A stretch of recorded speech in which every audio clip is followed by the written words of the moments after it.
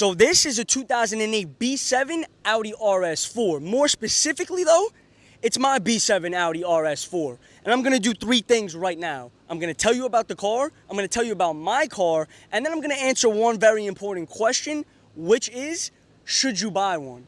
And the answer, if you wanna save the next 8 minutes of me barking at you, is absolutely, positively more yes than the network that the Yankees play on. Let's get into it. The B7 RS4 immigrated from the Deutschland between the two disastrous years of 2007 and 2008. Roughly, 2,600 units made their way to the North American market. However, 15 years later, many of them have been heavily modified or crashed, leaving an even smaller number of original units. The car was powered by a 4.2-liter naturally aspirated 8-cylinder motor that made a healthier 420 birds than a vegetable diet and a fruit cup breakfast. What does having a naturally aspirated motor actually mean? Essentially, there's no assistance like there is in many of today's cars, i.e. turbochargers, superchargers, or worse, Duracell Energizer Bonafide motors. This joint? Raw power. It also means I could stomp my foot on that gas pedal all the way up to 8,000 RPMs and listen to this thing sing like Adele in the shower. A true symphony. Now the car sends that raw power to all four wheels via Audi's Quattro all-wheel drive system. However, the car is marketed as a rear-biased all-wheel drive system. What that means is power goes 60% to the back, 40% to the front to give it characteristics of a rear-wheel drive sports car. If you ask me, this thing is straight up all-wheel drive. There's no way around it. The bumpers on this thing are wider than the Pacific Ocean. It's got a flare-style trunk lid, and it's got louvers on the lower portion of the front bumper. There's also RS4 badges on both sides of the car on the rear door, and a V8 badge on both front fenders. That honeycomb-style design carries down to the lower grills as well, where the fog lights are housed. Behind both those vents are intercoolers, so everything in the front is fully functional. When you start the car, the bi-xenon headlights have a mind of their own and they flap around like a fish. When you're driving, the light actually points into the direction where you're steering the car. That honeycomb style design again on the lower diffuser of the rear bumper, which surrounds the iconic Audi RS oval style exhaust tips.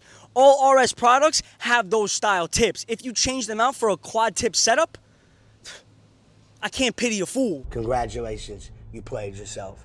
Exclusive to the RS models is this perforated leather style interior. You have it on the wheel, shift knob, and the handbrake. However, mine have faded because I drive this car like I stole it every time I get in it. My car also has the carbon fiber trim. You can also get the aluminum or piano black if you have the titanium package.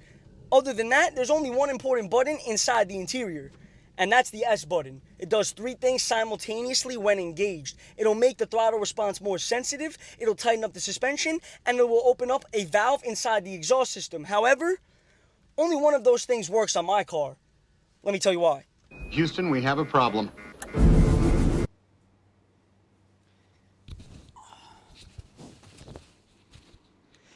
Yeah, so I kind of sold the car.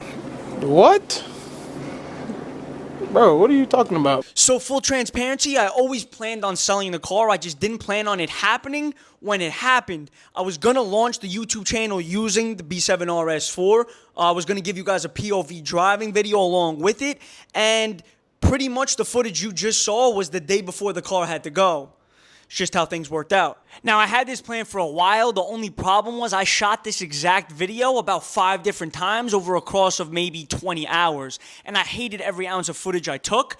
And I knew that this was just my last chance to get it done. Pretty much the last clip you saw was right before it started raining and I was about to get off my modification, so let's pick up from there. When you press the S button on a factory RS4, there's a valve in the exhaust that opens. My car didn't have that because one of the first things I did was purchase a non-resonated polished-tipped Miltech exhaust system, and it was one of the greatest things I ever spent money on. Why the Miltech exhaust system? Well, it was a quality product for an amount of money I was comfortable spending at the time on an exhaust system. There is most definitely more expensive exhaust systems you can get for the B7 RS4 that also sound better. If I could do it all over again with a higher budget, I most definitely would get one of those. But I'm not going to tell you which one because they didn't pay me.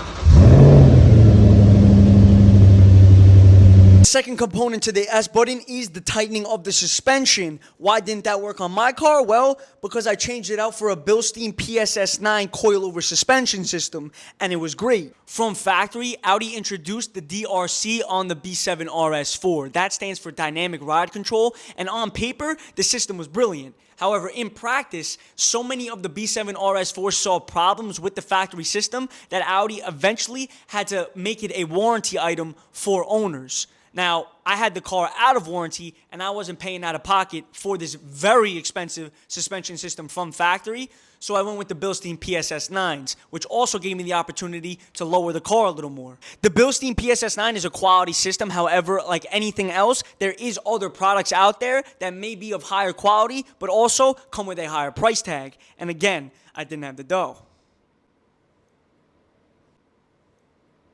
Now, the last thing I changed on my RS4 had nothing to do with the S button at all. It was actually more of just a maintenance item, and that was changing the brakes. The brakes from factory are shared with Lamborghini and still have a Lamborghini price tag even to this day. Cars depreciate, their parts don't. So, when it came time to swap out the rotors and the pads, I went with the ESSS.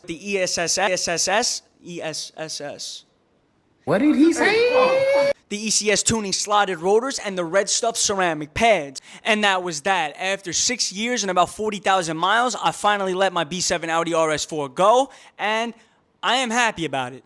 And that's not because the car is a bad car to own. It was actually one of the most incredible cars I ever have owned, and hopefully one day in the future, I can buy another one. Back to let you know that I love you and I miss you.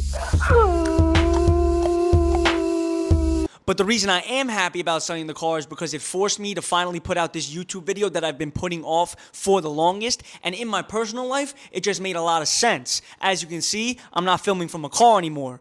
The set looks a little different. And it also means that WhistleMotors is officially open for business when it comes to long-form car reviews. What does that look like exactly? Well, my advice would be to just subscribe and you'll find out. And with that being said, the last thing to do is let you know that I'm Anthony, this is WhistleMotors, and this was my B7 RS4. Big whistle.